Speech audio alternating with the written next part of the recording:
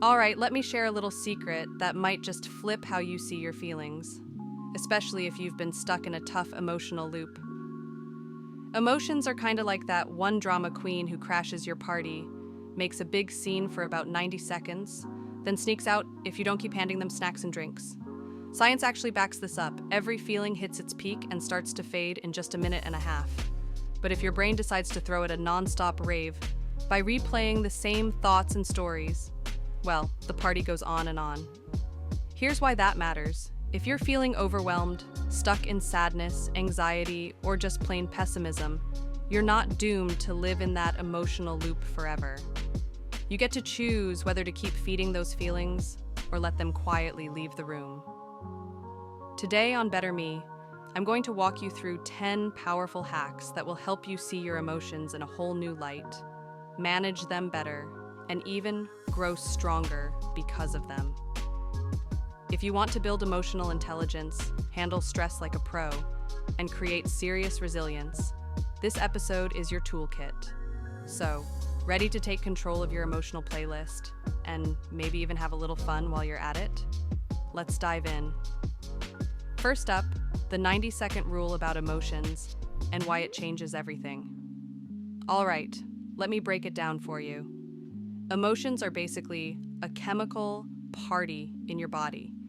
Think adrenaline, dopamine, cortisol, all rushing around like they own the place. But here's the kicker. These chemicals have an expiration date, about 90 seconds after the party starts. If you don't keep replaying the drama in your head, those feelings just quietly bail on you. This idea isn't just some random pep talk. It's backed by neuroanatomist Dr. Jill Bolte Taylor. In her famous TED Talk, she explains how the biological reaction to an emotional event lasts roughly 90 seconds. After that, the emotion fades, unless you keep feeding it with thoughts or stories. That's huge, because it means you're not a prisoner to your emotions. You hold the remote control. Next time you're boiling mad or stressed out, remember this. Those feelings aren't sticking around forever. You can step back, watch the show, and just let it fade away. It's like emotional magic, but backed by science. Now let's flip the script with cognitive reframing and see problems differently. Think of cognitive reframing like emotional judo. You're not pretending the punch didn't land. You're just using its momentum to spin it into something useful. Instead of letting life body slam you into the emotional mat, you pivot. Let me give you a real-world example. Say you didn't get that job you interviewed for.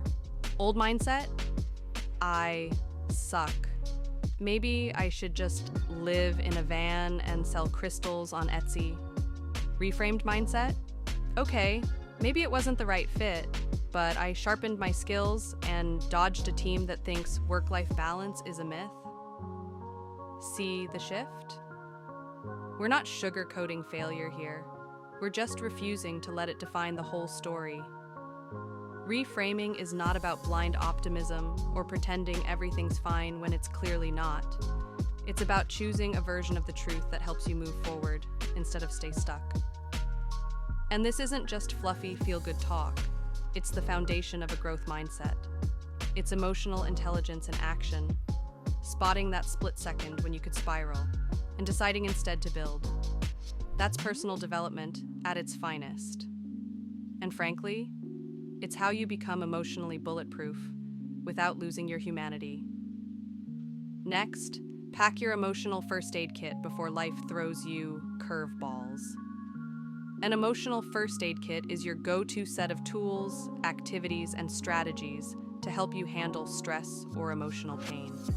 Think of it as carrying bandages and painkillers for your feelings. Maybe it's calling your voice of reason friend, aggressively hugging a pillow, re-watching that one show that never lets you down, or alphabetizing your spice rack until your soul feels calm again. The key is to have these ready before you need them. Don't wait until you're overwhelmed. This proactive approach boosts your self-discipline and brain health, making it easier to bounce back from setbacks. Breaking rumination is our fourth hack. Stop the mental hamster wheel. Rumination means getting stuck in repetitive, negative thoughts, like your brain is binge-watching the worst moments of your life on loop. We all do it, but it's a productivity killer and a serious emotional drain.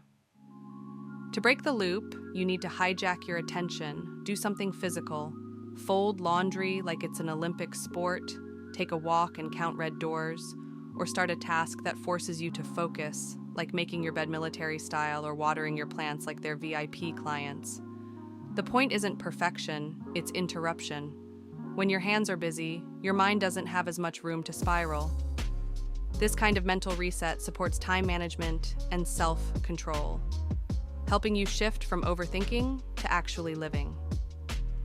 Ever heard of the spotlight effect? It's messing with your confidence. This is the idea that we think others notice us way more than they actually do. Like walking into a room thinking every eye is on your worst outfit or your awkward moment. Newsflash, nobody's paying that much attention. Understanding the spotlight effect can seriously reduce social anxiety and boost emotional intelligence. It reminds us to chill out, get perspective, and stop sweating the small stuff. So, if you catch yourself overthinking how others see you, remember, the spotlight isn't always shining your way.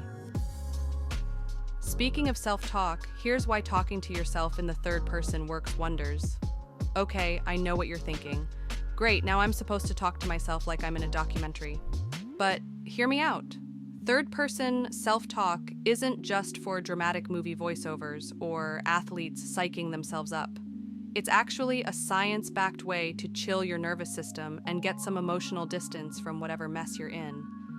Instead of saying, "I'm freaking out right now," try, "Jessica is freaking out right now." Or insert your name, unless your name is Jessica, in which case, congrats, this works perfectly. That tiny shift makes your brain treat the problem more objectively, like it's happening to someone else. Suddenly, you're not drowning in the storm. You're the wise lifeguard on the shore, giving calm instructions with a whistle around your neck. This trick dials down emotional intensity and boosts rational thinking. It's like calling your inner therapist without paying $150 an hour. And no, it doesn't make you weird. It makes you emotionally intelligent with a dash of main character energy. So next time you're spiraling, try it. All right, Alex is having a rough day, but Alex has handled worse. Let's take a breath and figure this out. Feels weird at first, but trust me, it's weirdly effective. Mental contrasting is our next powerful strategy to balance hope and reality. This method combines imagining a positive outcome with honestly thinking about the obstacles ahead. So picture this. You're dreaming of nailing that big presentation. But at the same time, you're mentally preparing for the fact that your laptop might crash, the Wi-Fi might go out, or your coffee might decide to betray you mid-speech. It's a clever way to avoid blind optimism and develop concrete plans, which leads to better time management and personal growth. Instead of just daydreaming about success like you're starring in a motivational movie, you're setting yourself up for it. Eyes wide open, ready to tackle whatever surprises life decides to throw at you. Now let's get into anti-fragility, growing stronger through stress. This concept flips the idea of resilience on its head. It's not just about bouncing back from adversity, but actually getting better because of it. Think of muscles. They get stronger when you put controlled stress on them. When you hit the gym, you don't just complain about the soreness, right? You know those tiny muscle tears from lifting weights? They're actually your body's way of saying, "Hey, I'm getting stronger." Life stress works the same way. The same applies to your emotional and mental toughness. Facing manageable challenges trains you to thrive, not just survive. Building anti-fragility is a mindset shift that turns setbacks into stepping stones. It's a cornerstone for personal development and self-discipline. So next time you're stuck in traffic, dealing with a tough boss, or accidentally sending that email to the wrong person, remember, you're basically doing emotional push-ups. It's uncomfortable now, but you're training your mind to be tougher, smarter, and ready for whatever comes next. The Stockdale paradox is like the ultimate emotional balancing act. Named after a Navy officer who survived years of captivity, it's the ability to hold two truths at once. Have unwavering faith that you will prevail, but simultaneously confront the brutal facts of your current situation. This paradox is a mental hack for emotional intelligence and personal resilience. It keeps you grounded without losing hope, a tough but powerful balance. It's what separates those who get stuck in despair from those who keep moving forward, no matter what. Imagine you're stuck in an airport because your flight's been delayed. Again. The Stockdale paradox says, on one hand, believe with all your heart that you will get home eventually, maybe even with some snacks to enjoy. But on the other hand, don't pretend the wait isn't driving you a little nuts. It's about accepting the frustrating reality while holding on to hope that this delay is just a small chapter, not the whole story. That balance between realism and optimism is what keeps you sane and moving forward. Whether you're stuck at the airport or facing bigger life challenges. Finally, build your personal resilience system to sustain long-term emotional strength. This is about integrating physiological practices like exercise and sleep, cognitive techniques like the ones we discussed, behaviors, healthy habits, and social support into a system that helps you recover from stress. Think of it as your emotional health insurance, something you invest in daily, not just when crisis hits. Because waiting until the fire alarm rings to buy a fire extinguisher?